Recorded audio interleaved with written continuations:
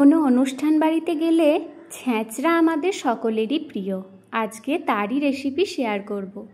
পুঁই শাক, কুমড়ো, বরবটি, বেগুন, আলু আর গাজর এই সমস্ত সবজিগুলো আমি কেটে নিয়েছি। তোমাদের কাছে যদি পটল বা ঝিঙে থাকে তোমরা সেই সমস্ত সবজিও দিতে পারো। এবার একটা কড়াইয়ের মধ্যে অল্প 1 চিমটি লবণ দিয়ে প্রথমে আমি পুঁই শাকটাকে সিদ্ধ করে নেব।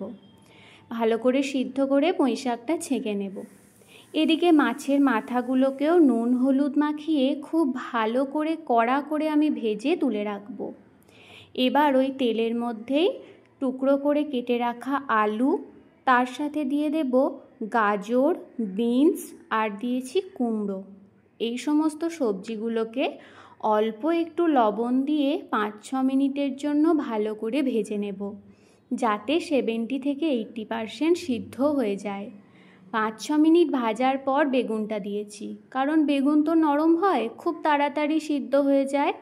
এদিকে অল্প একটু তেল দিয়ে তাতে 5 ফোড়ন আর দিয়েছি তেজপাতা আর একটা শুকনো লঙ্কা দিয়ে পেঁয়াজ কুচিটাকে ভালো করে ভেজে নিয়ে তার মধ্যে দিয়েছি আদা রসুন বাটা।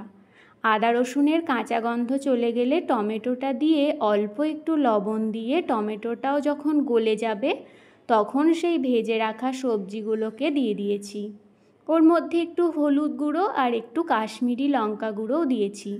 সব কিছুকে ভালো করে নেড়ে নিয়ে সেই সিদ্ধ করে রাখা পুঁই শাকটাকে দিয়ে ওই 4-5 মিনিটের জন্য ভালো করে কষিয়ে নিয়ে একটু ঢাকা দিয়ে রেখেছিলাম 2 মিনিটের জন্য, যাতে সবজিগুলো বাকিটা সিদ্ধ হয়ে যায়।